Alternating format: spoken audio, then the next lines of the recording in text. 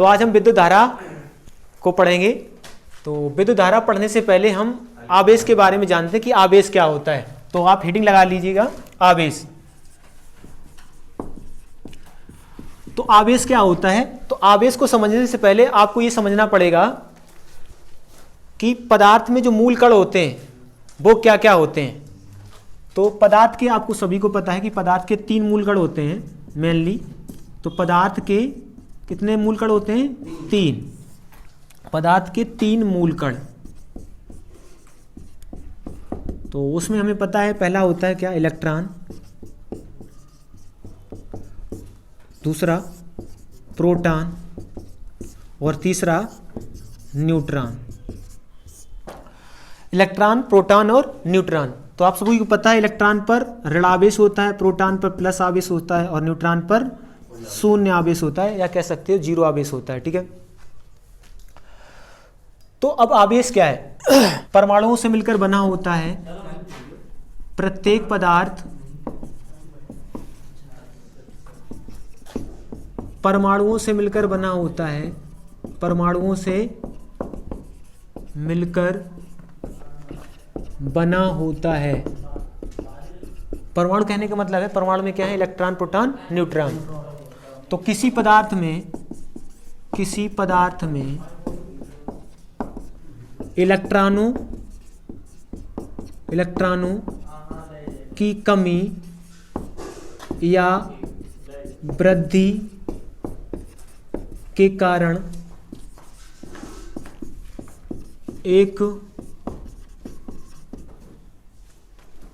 विशेष प्रकार का आकर्षण या प्रतिकर्षण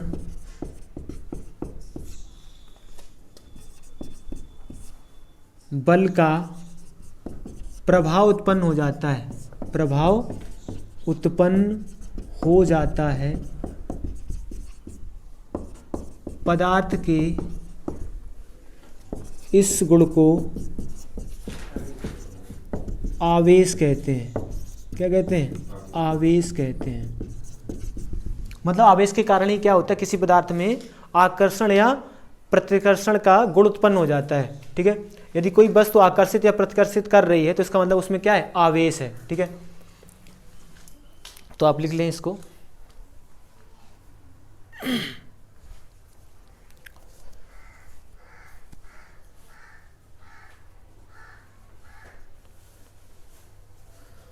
तो किसी पदार्थ का वह गुण जिसके कारण उसमें विद्युत तथा चुंबकीय प्रभाव उत्पन्न हो जाते हैं, विद्युत आवेश कहलाता है।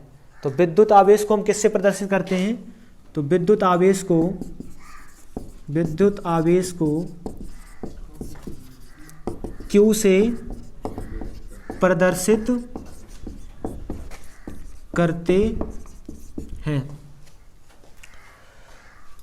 तो Q का अगर मात्रक की बात करें, Q का मात्रक क्या होगा? और वो भी SI मात्रक। कौन सा मात्रक? SI मात्रक। तो Q का SI मात्रक क्या होता है? तो Q का SI मात्रक होता है कूलाम। क्या होता है? कूलाम। Q का SI मात्रक मतलब आवेश का SI मात्रक कूलाम। और ये कैसी एक राशि है तो आपको पता होगा। तो आवेश एक कैसी राशि है? आवेश एक अदिश राशि। कैसी राशि है? अदिश राशि। मतलब इसको प्रदर्शित करने के लिए हमें दिशा की आवश्यकता नहीं होगी, केवल हमें क्या पता हो? परिमाण पता हो। तो आवेश एक अदिश राशि है। ठीक है। अच्छा, अगर बात करें कि ये तो सबको पता रहता है कि आवेश का SI मात्रक क्या है? बोलो, कूलाम। लेकिन इसका अगर CGS मात्रक पूछा जाए आपसे Q का CGS का मतलब क्या है? सेंटीग्रेड ग्राम सेकेंड प्रणाली।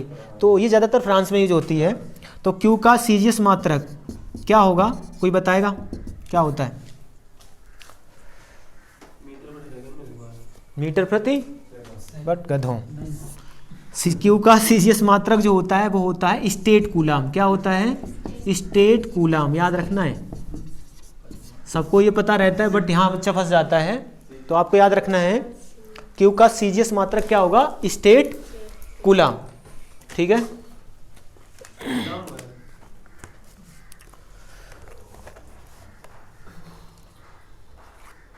तो आगे आपको याद रखना है, आगे आपको क्या याद रखना है, तो इसको मैं रफ कर दूंगा, आपने लिख लिया होगा।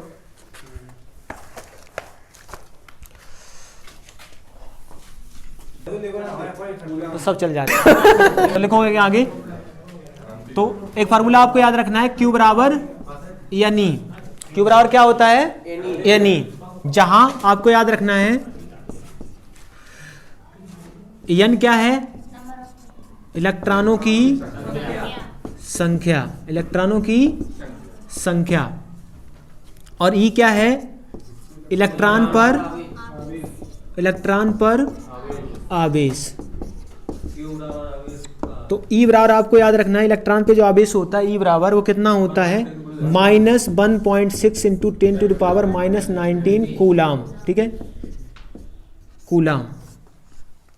इसी तरह प्रोटॉन पे भी आवेश होता है, आप याद रख सकते हो। तो प्रोटॉन पे कितना होता है, यहीं पे +1.6 इंटू प्लस का होता है, बस अंतर किसका होता है, माइनस और प्लस का। तो 10 गुणे -10⁻⁻19 जूल, नहीं कूलाम, क्या होता है, कूलाम। और आपको ये भी याद रखना साथ में कि एक जो कूलाम आवेश है वो किसके तुल्य होता है, एक कूलाम जो आवेश है वो किसके तुल्य होता है, किसके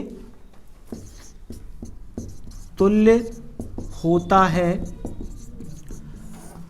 तो वो होता है 6 गुणे 10⁻18 इलेक्ट्रॉनों में जो उपस्थित आवेश होगा उसके तुल्य होगा। किसके तुल्य होगा, एक कूलाम आवेश किसके तुल्य होता है, तो 6 गुणे 10⁻18 इलेक्ट्रॉनों में जो आवेश उपस्थित होगा उसके तुल्य होता है क्या, एक कूलाम आवेश। यानी एक कूलाम आवेश में अगर बात करें कि इलेक्ट्रॉनों की संख्या कितनी होगी, तो आपको याद रखना है कितनी, 6 गुणे 10⁻18 इलेक्ट्रॉन, ठीक है।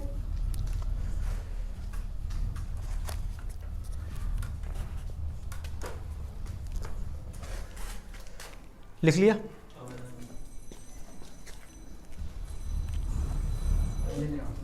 आवेश कितने प्रकार के होते हैं, आवेश के प्रकार, तो आवेश के क्या डाल लोगे, आवेश के प्रकार, यानी टाइप्स ऑफ आवेश, नहीं टाइप्स ऑफ चार्ज।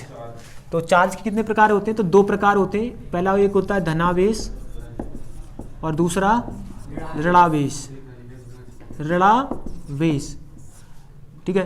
तो धनावेश और ऋणावेश 2 तरह के आवेश होते हैं, आपको याद रखना है। तो धनावेश किस पर होता है, आपको पता है, प्रोटॉन पर, और ऋणावेश किस पर होता है, इलेक्ट्रॉन पर, ठीक है। तो प्रोटॉन पर अभी मैं लिखा भी चुका हूँ 1.6 इंटू 10⁻⁻19 कूलाम, और इलेक्ट्रॉन पर -1.6 इंटू 10⁻⁻19 कूलाम। ये आपको याद रखना है।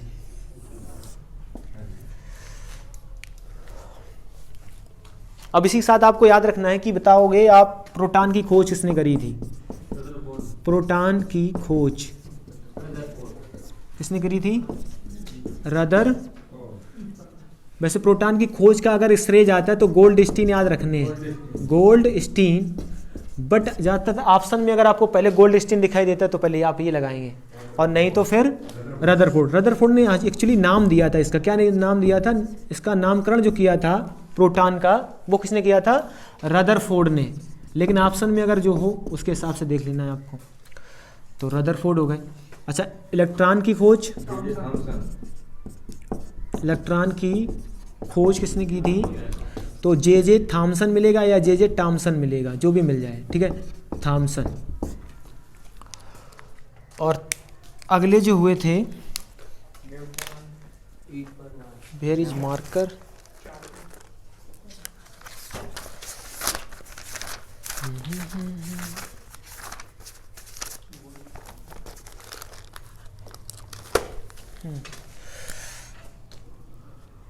Electron, proton, neutron.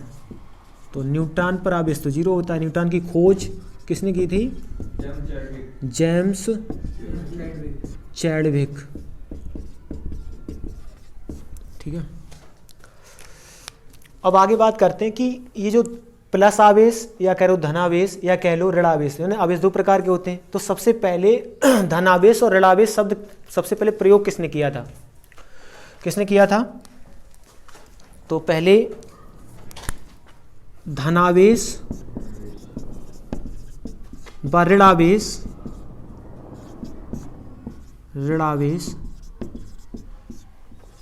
शब्द का प्रयोग, या सबसे पहले धनावेश और ऋणावेश के बारे में किसने बताया था? तो आपको याद रखना है, धनावेश व ऋणावेश शब्द का प्रयोग या धनावेश ऋणावेश के बारे में किसने बताया था? तो आपको याद रखना है बेंजामिन फ्रैंकलिन बेंजामिन नेतान्याहू नहीं, बेंजामिन फ्रैंकलिन। तो इन्होंने सबसे पहले बताया था धनावेश और ऋणावेश के बारे में, ठीक है। तो यानी ये शब्द जो प्रयोग किया था धनावेश और ऋणावेश, ये बेंजामिन फ्रैंकलिन ने किया था। अच्छा, बेंजामिन फ्रैंकलिन में मैं पहले आपको पढ़ा चुका हूँ। इन्होंने किसकी खोज करी थी? बिजली की, तड़ित चालक की, मतलब लाइटनिंग कंडक्टर की, ठीक है।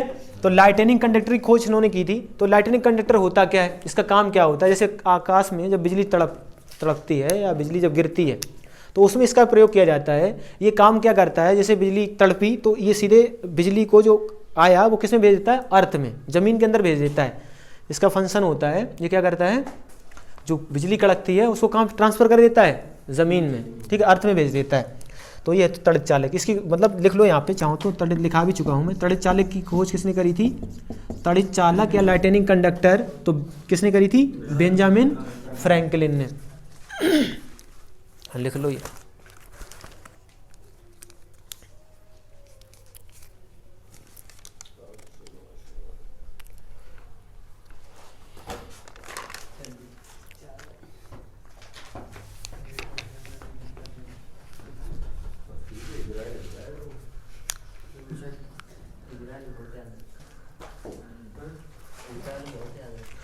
रफ कर दें?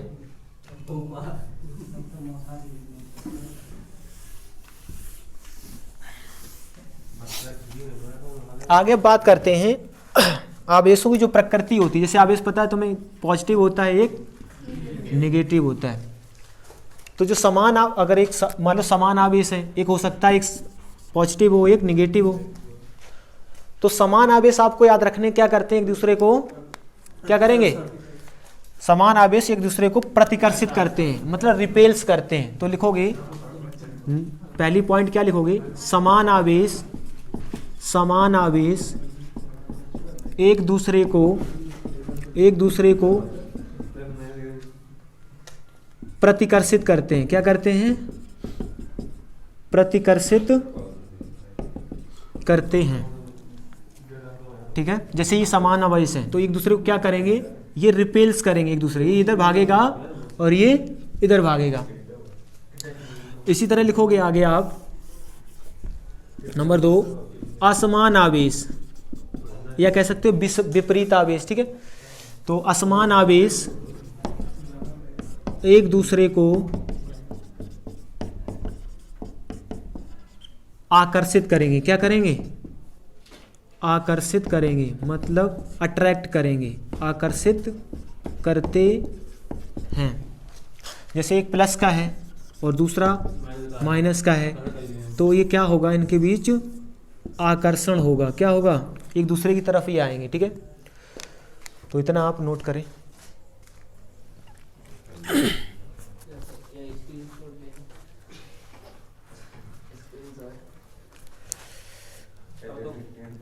आपको कोई दिक्कत नहीं करे, मेरे नाम पढ़ लो। अब आगे हेडिंग लगा लो, कूलाम का नियम। कूलाम का नियम,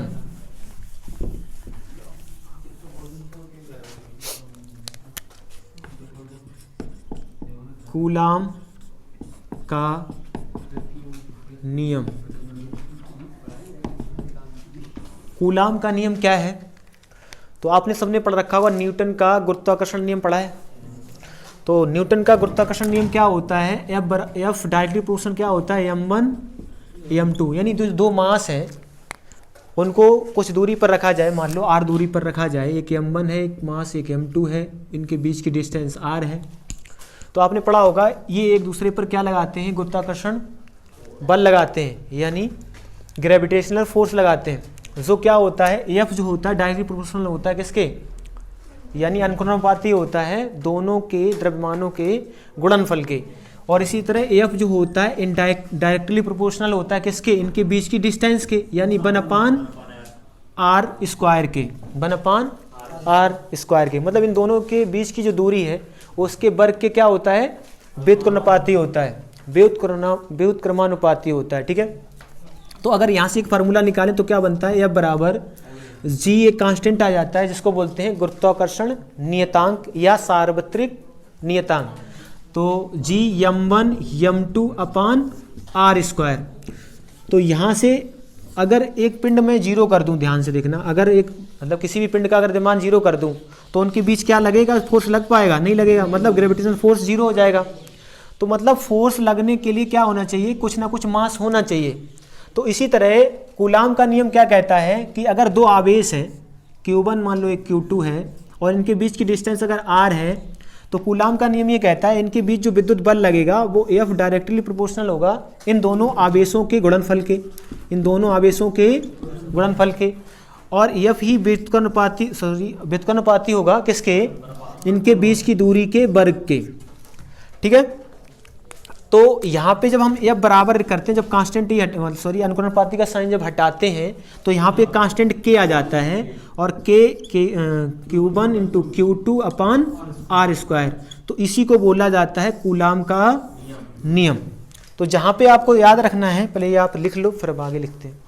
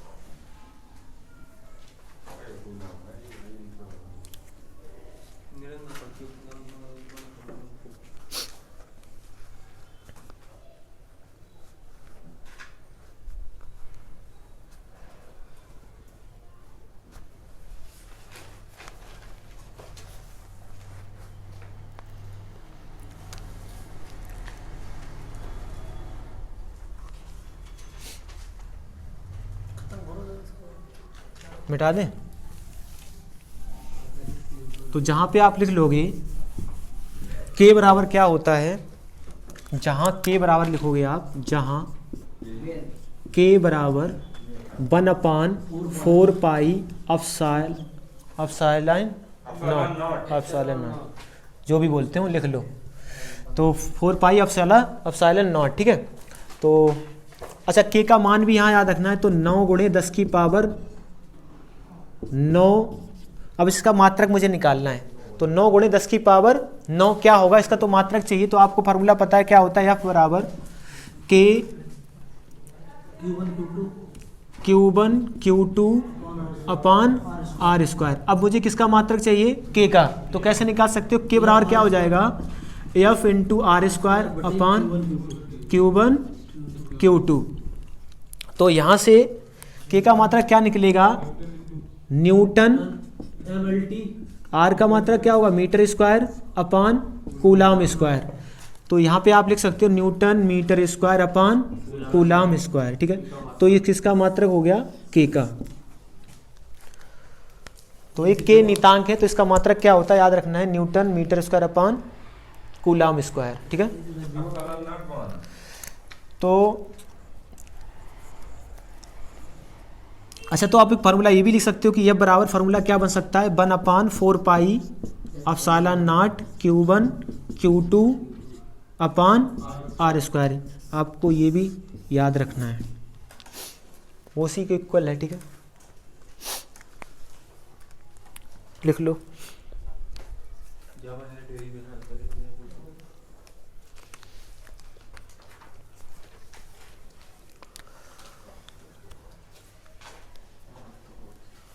अब ई नाट का जो मान होता है,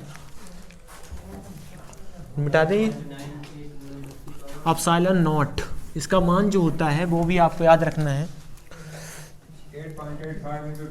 8 पॉइंट एप्सिलॉन नॉट का जो मान होता है 8.85 इंटू 10 टू द पावर -12। अब इसका जो मात्रक होगा वो क्या होगा, कैसे निकाल सकते हो, आपने अभी पढ़ा था k बराबर 1/4 पाई एप्सिलॉन नॉट। अब इसका अगर हमें मान मतलब इसका मात्रक चाहिए तो इसको इधर ले आओ, तो एप्सिलॉन नॉट इधर आ जाएगा, 1/4 पाई क्या हो जाएगा, k हो जाएगा। इसका मतलब k का जो मात्रक है उसका विपरीत उल्टा हो जाएगा, इन्वर्स हो जाएगा। तो यहाँ पे आपको बताओ इसका मात्रक क्या था, 4 पाई, इसका मात्रक क्या था, ये तो कांस्टेंट है, इसका तो कोई मात्रक होगा नहीं, तो इसका मतलब है जिसका जो मात्रक होगा वो क्या हो जाएगा, 1/k का मात्रक, बोलो हो जाएगा। तो 1/k का मात्रक अभी हमने निकाला था newton metre square upon coulomb square, तो कूलाम कहाँ आ जाएगा, ऊपर, नीचे क्या आ जाएगा, न्यूटन इंटू मीटर स्क्वायर, तो आप यहाँ रख सकते हो coulomb square upon newton metre square. ठीक है, तो ये वैल्यू भी आपको याद रखनी है, एनटीपीसी में कई बार पूछी जा चुकी है। ठीक है, ये वैल्यू कई बार पूछी जा चुकी है, इसका मात्रक भी पूछा जा चुका है, याद रखना है। अगर आपको फार्मूला ये वाला याद है, F बराबर K Q1 Q2 अपान R स्क्वायर, तो आप इससे निकाल लोगे दोनों, क्योंकि यहाँ K की वैल्यू क्या है, ये, तो आप मात्रक निकाल सकते हैं, लिख लो इसको।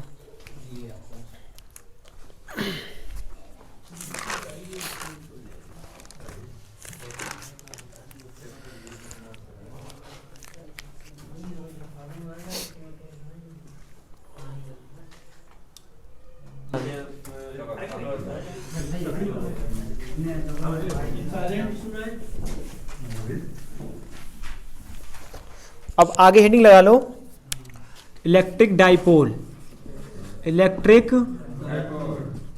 डाइपोल, हिंदी में इसको बोलते हैं वैद्युत द्विध्रुव। क्या होता है ये, जब दो समान परिमाण के आवेश एक दूसरे से कुछ दूरी पर रखे जाते हैं तो वहां पे क्या हो जाता है, वैद्युत द्विध्रुव उत्पन्न हो जाता है। जैसे एक आवेश मान लो Q है, मतलब इनका परिमाण समान होना चाहिए, लेकिन जो इनका मतलब जो साइन है वो विपरीत होना चाहिए, मतलब एक धनात्मक है तो एक ऋणात्मक होना चाहिए। तो जैसे एक मान लो -Q है और इनके बीच की दूरी 2L ले ली हमने, कितनी ले ली, 2L। तो अब इसमें लिखोगे क्या कि जब समान परिमाण के दो विपरीत, विपरीत का मतलब है एक धनात्मक और एक धनात्मक और एक ऋणात्मक होना चाहिए। जब समान परिमाण के दो विपरीत आवेश एक दूसरे से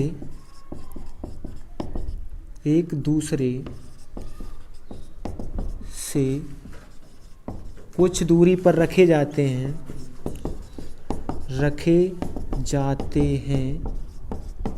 तो वहाँ वैद्युत द्विध्रुव बनता है या द्विध्रुव उत्पन्न होता है, वैद्युत द्विध्रुव बनता है। ठीक है, तो वैद्युत द्विध्रुव का फार्मूला अगर हम लिखें तो क्या लिखेंगे, P = Q × 2L, क्या बनेगा, P बराबर Q × 2L, जहाँ 2L क्या है, उनके बीच की दूरी है। ठीक है, तो अगर P का मात्रक की बात करें कि वैद्युत द्विध्रुव का मात्रक क्या होगा, कोई बताएगा मात्रक क्या होगा, तो वैद्युत द्विध्रुव का मात्रक क्या होगा, तो देखो यहाँ से Q का मात्रक क्या होता है, बोलो आवेश, और 2L ये क्या है, लंबाई, तो लंबाई का मात्रक मीटर। तो P का जो मात्रक यानी वैद्युत द्विध्रुव का जो मात्रक होगा वो होगा, मतलब आवेश का मात्रक लिखना है कूलाम, कूलाम इंटू मीटर होगा। ठीक है, तो दो समान परिमाण की, समान परिमाण का मतलब है अगर एक 20 कूलाम है आवेश तो दूसरा भी कितना होना चाहिए, 20 कूलाम का ही होना चाहिए, बट एक पॉजिटिव है तो एक निगेटिव होना चाहिए। तो उनके बीच क्या बन जाता है, वैद्युत द्विध्रुव उत्पन्न हो जाता है। तो वैद्युत द्विध्रुव का फार्मूला याद रखना है Q × 2L, और P का जो मात्रक होता है यानी साई मात्रक है इसका क्या है, कूलाम × मीटर। ठीक है, तो लिख सकते हैं आप इसको।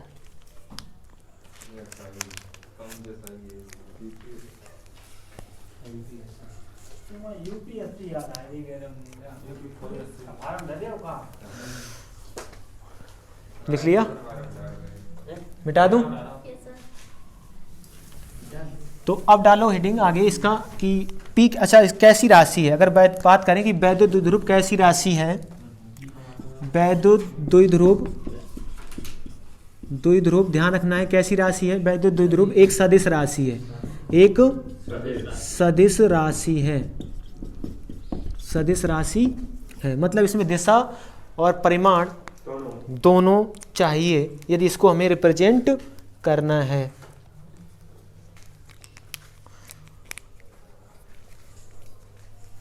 तो अब आगे चलते हैं न्यूमेरिकल, आप दो न्यूमेरिकल करें, मिटा दूं? तो न्यूमेरिकल लिखें। तो पहला न्यूमेरिकल है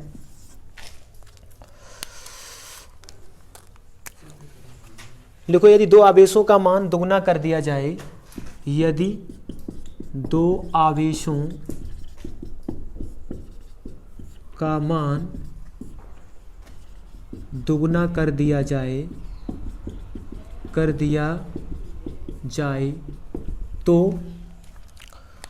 तो उनके बीच की, अच्छा और लिखना है आगे, तो नहीं लिखना है, और उनके बीच की दूरी को आधा कर दिया जाए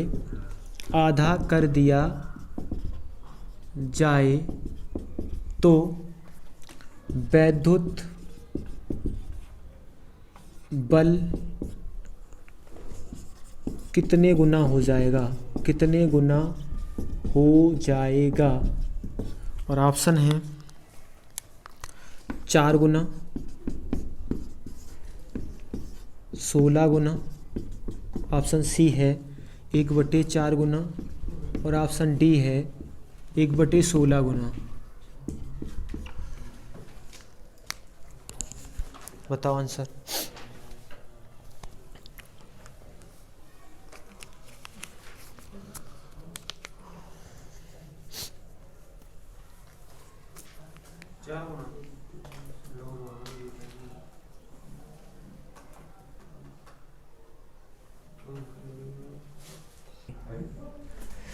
चलो अच्छा, इसका आंसर किया आपने?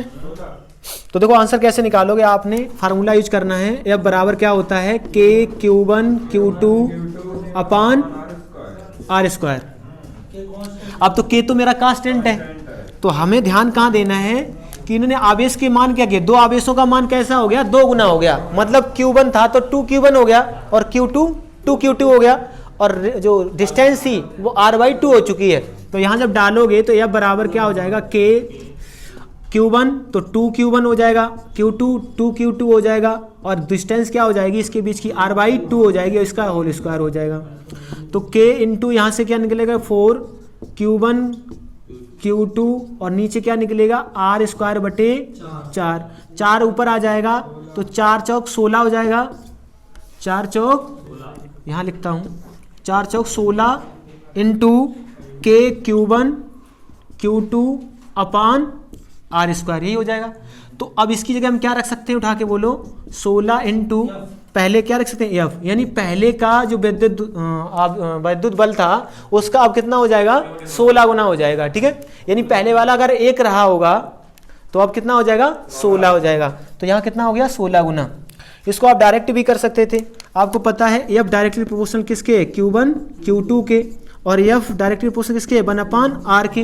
तो इसके बस फैक्टर उठाओ आप केवल, जी 2 हो जाएगा, ये 2 गुना हो जाएगा, और ये कितना हो जाएगा, r/2 यानी r/2 का फैक्टर 1/2 का स्क्वायर करो कितना आएगा 1/4 और 1/4 ऊपर आ जाएगा तो कितना हो जाएगा 16। तो आप डायरेक्ट भी कर सकते थे इसको, ठीक है। आगे एक सवाल और लिखो।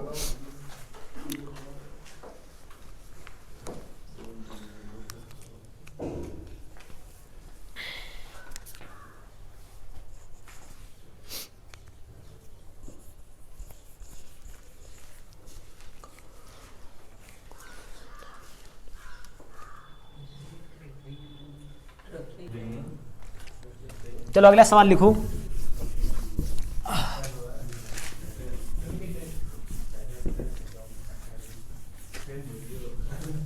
क्वेश्चन नंबर 2,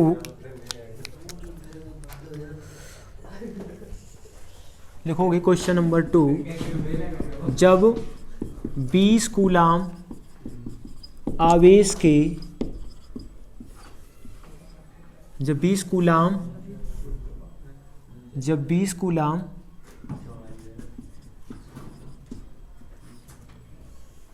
के दो आवेश एक दूसरे से 10 मीटर की दूरी पर रखे जाते हैं तो उनके बीच उत्पन्न वैद्युत द्विध्रुव कितना होगा? द्विध्रुव कितना होगा ये बताना है आपको। ऑप्शन लिख सकते हो 400 coulomb into metre, 200 coulomb into metre, 100 coulomb into metre, 300 coulomb into metre. क्या होगा आंसर? 400। तो आपने फार्मूला क्या पढ़ा, यहाँ पे क्या दिया ध्यान देखो, दिया है और जिनका आंसर 400 आ रहा है उनका आंसर गलत है। यहाँ पे ध्यान दोगे Q का मान कितना है 20 कूलाम और जो 2L का मान कितना है 10 मीटर। ये यहाँ पे आप गलती क्या कर रहे हो, L का मान ले रहे होगे 10 मीटर। जब ये हमने लंबाई मानी थी तो हमने इसके बीच की लंबाई कितनी मानी थी, जैसे Q1 और Q2 थे तो इनके बीच की लंबाई कितनी मानी 2L। तो ये 2L का ही मान है ना कि L का मान है, ठीक है। तो यहाँ पे क्या करोगे आप, P बराबर क्या होता है Q इंटू 2L। तो Q कितना है 20 इंटू 2L का मान 10 तो कितना आ जाएगा 200 कूलाम इंटू मीटर। तो आप गलती कहाँ कर रहे थे, L का मान ले रहे थे, यहाँ 2L का मान लेना है आपको, ठीक है।